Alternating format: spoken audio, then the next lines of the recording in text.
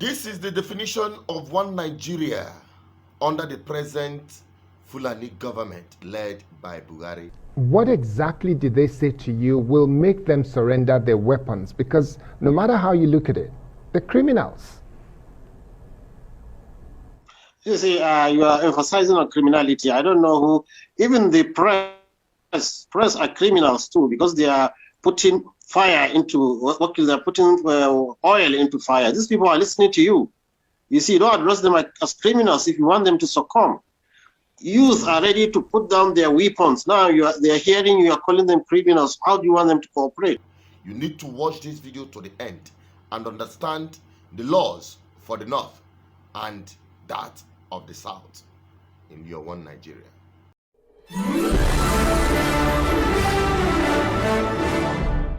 This is BVI Channel 1, where I bring you undiluted truth, raw truth.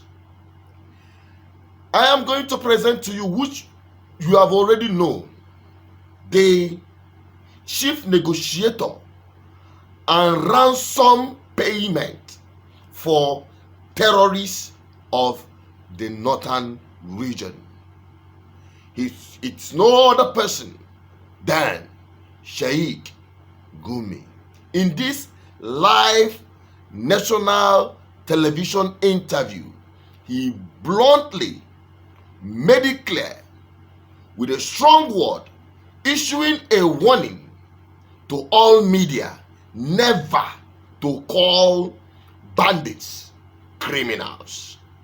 Now listen to this and be the judge.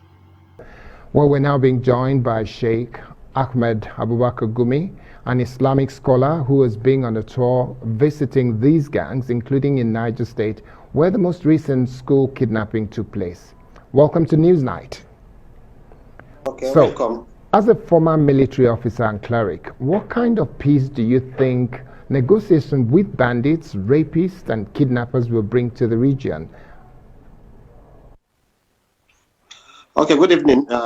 What I think there has to be a combination of both kinetic and non-kinetic method of dealing with insecurity. Like what we just witnessed in Maiduguri, you'll know that the attacker is right inside the town, meaning that they have some protection from the local population. In that case, you see, dialogue here can do a lot. What I'm saying is the whole society should be responsible. It's not just the work of the government or the what do you call it, military. The society itself should provide the intelligence needed.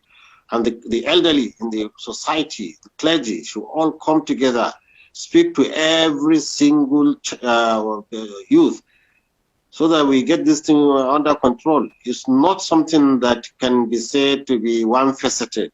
It is multifaceted, that every person should put his own effort to see that we work together in synergy, not differently with different approaches.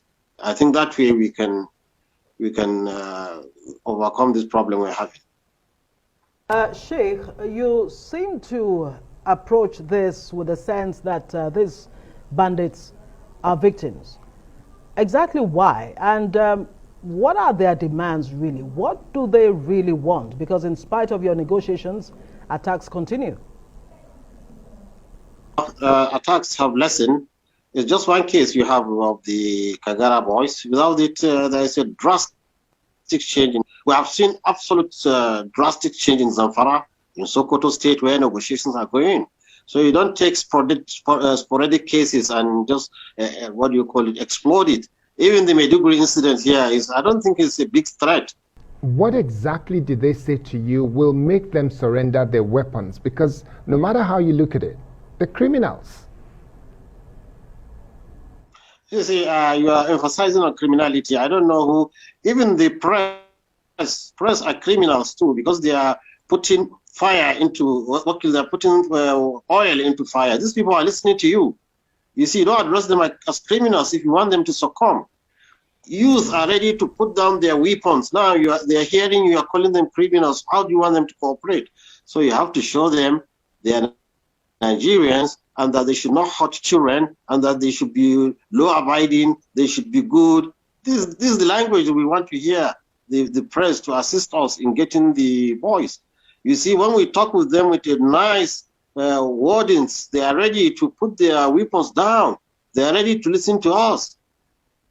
Well, you see, when the language is about criminality, about kill them, about jail them, then this is what we end up having. And you can see even the Niger Delta people have already started coming out too, to threaten the nation. So it's a worldwide, it's a national-wide problem we have with the youth taking weapons, because it gives them a false sense of authority and importance. But if you show them, look, you are part of the society, you are part of the nation, please don't injure us. Let's walk out, let's listen to them. What do you really actually want? You will find that you are getting results. But that language of criminality, I think, should be struck out temporarily from the... Sheikh Gumi, let me come back to this question. Anybody who picks up arms and goes around shooting and killing people, kidnapping and demanding ransom in some cases, raping women in different communities, that is an act of a criminal. Do you believe, as an upstanding Nigerian, that anybody that does this is a criminal, first and foremost? Yes. Do you believe that? It's a criminal, but let me show you one thing. But I don't wish for you anything, but you yourself now, if you are stopped by armed robbers on the road, this word criminals, you will not use it on them. You will not use it on them. Tell them good things and obey their instructions so that you save yourself. We are trying to save the nation from this youth that has a false sense of authority when they see they are holding guns. How do we get and catch the guns from them? The language we use is very important. So what you're saying is that we should not call a spade a spade. You have been saying that these bandits, well, you say we should not call them bandits, or we shouldn't call them criminals, that Nigerian government should negotiate with all criminals all over the country in order to have peace. Are you saying we should also negotiate with armed robbers, with rapists, with other kidnappers, whether they are from any tribe, whether they are Igbo, Yoruba, Nupe, and what have you? Is that what you're saying, Sheikh? Yes, you see, let me tell you something. If an armed robber stops somebody, this same victim is the first person that negotiates with the armed robber. So if the victim himself is ready to negotiate with the armed robber, what more of somebody who's not the victim? What we are saying, you don't put it in such a bad language. What we mean, we have a problem now. There are proliferations of arms, and there are drugs, and there is almost a semi-illiterate population. So how do you deal with it? By castigating them and abusing them in the media? They don't. You see, you're even talking to yourself. They don't even listen to you, maybe. So the best thing for us is the clergy, the respected people, elderly, try to get and reach them. Put sense into their head. When you go and meet them, you'll see they will lower their head. They will listen. They'll start giving excuses. When they start giving excuses, accept their excuse, but show them the way out. We are trying to nurture them out from this criminality into being good citizens. It's not by just castigating them, and because we have, you see, you have the power and instrument of media, and you should use it properly, that we bring people together and not try to spread things that divide people. This youth, I'm telling you, they need somebody to bring them close, to show them what you call it, a kind of soft side. This is why you see, Sheikh, is really not about the media, because the media's job is to report events as they unfold. And we do understand the point you're trying to make. But then again, don't you think your stance is what is emboldening these bandits to continue to carry on their crimes?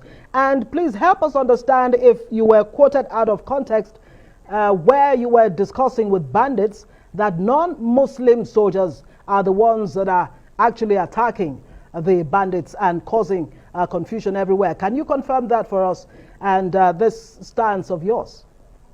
You see, we have passed this stage. Now we are talking about how is the way out. That is irrelevant, and that talk is not for Nigerians, it's for the bandits. You don't have any, what you call it, thing to do with you. What we know is that Nigerian army and the military, which I'm part of it, I'm proud of it, is professional. But when we have bad elements in the military, we have to point it out. Just like I'm a Muslim, when I see bad elements, when I see terrorist Muslims, I have to point them out. So let's forget about that. Use the media. Don't use the media as a tool like the bandits. Try to bring things that bring people together. Now, when I went into them, they said, look, if not because you're a clergy, I will not come and listen to you. So now you have a window. Why do you want to destroy this window? Why do you want to a split of a statement which was misconstrued, which was mistranslated mischievously, just to bring division or to discourage? I'm sorry. We will take a short break. When we come back, we will continue the conversation. Please do stay with us, Sheikh. Welcome back. Still with us is Sheikh Ahmed Abubakar Gumi, respected Islamic cleric. He's been on a tour visiting armed gangs, bandits across the north of Nigeria. Attacks by these criminals have left some communities living in fear. Yet, our guest insists that the bandits, the terrorists, kidnappers should be handled mildly so that they don't attack society. Thank you so much for staying with us. Yes, you were making a point earlier, but I'd also like really to find out from you how exactly did you establish communication with these bandits in the forest? Did you need the help of middlemen, or do you want to help us understand how you got to begin to speak with these people? Yeah, you need people who know them. You know, they have relatives. All of them have relatives in different places. They have their hierarchy. So it's very easy if you are ready to see them. You can get them. And also, through those apprehended by the police, they have access to their kinsmen. So it's an easy thing. And I'm happy I could see that even now the BBC have able to get across some and interview them. Another paper to people now, the press are getting access to them, which is the right thing. Let's hear them, let's understand them, let's see the degrees which we can negotiate with them and things that are red lines which cannot be accepted. Like, for instance, this is the very important thing people didn't understand. When I met them, I said, how can you attack a boss? How can you take children? You see? And people with weapons in front of you, you are challenging them about the bad things they do, and yet their head is down, they are listening, and they are showing that it's wrong, and they will do anything to free them. You see, they free the people of the boss by negotiation. In fact, about the students, they say they don't know the splinter group which kidnapped them. That's the only reason. Otherwise, they are still working, and I don't lose hope they can release them without any compensation. You talk, you negotiate, you dialogue. But I don't rule out the use of force where force is needed. But it should be used legally. It should not be extrajudicial killings. It should not be a clandestine operation whereby some people will hijack the machinery of government and inflict on people untold hardship. Sheikh, we'll have to move on to a number of other things, including what's happening in Kagara and so on. But before we do that, let me ask this question, and I hope I can get a straightforward answer from you, sir. I come from a Christian and Muslim family, two sides, and I know a number of Nigerians who have that situation in their family. Now, the point is this. Every religion in the world acknowledges the fact that if you have committed a crime, it will be called a crime. A child was killed in Kagara recently by the kidnappers. Did they commit a crime or not, sir? No, what they are committing is a crime. But they justify their crime by the crime the community or the society commits against them. Let me give you an example. They went to take children from school. They asked, why is the school for our children? So don't look at it that way. Just do it as the Jesus Christ did it. Go and sin no more. You can imagine the audacity. He is speaking on behalf of all Northerners. The Fulani Northerners, I mean. good. He is speaking on behalf of their traditional institutions, of their political institutions, and their religious institutions. And they have one mission: to forcefully take over your land by any means possible. This front he is pursuing is to blackmail all Nigerians to submission on the atrocities of these bandits, armed Fulani herdsmen, and their Patapata Boko Haram. Now you now understand why all these insecurities are happening. Because they simply want to take over your land. Don't mind them when they say they are demanding for amnesty, they are demanding for education, like I have seen in one of the video interviews from the purported victims of the Niger State kidnapping. Okay, so do not be deceived. All these now arrange one mission: to take over your land and make you their subject, or more or less their slaves. So there is only one way to stop this: balkanize this crime against humanity, this British colonial contraption. It seems I'm speaking too much grammar. Break up this country to your tent, all Nigerians. Let this unholy marriage end now. If you know what is possible for you, I know some of you will say, hey, you are now opening your eyes. We are now understanding what you are talking about. This is what we've been talking about. The most important thing is, how do we get ourselves out of this mess?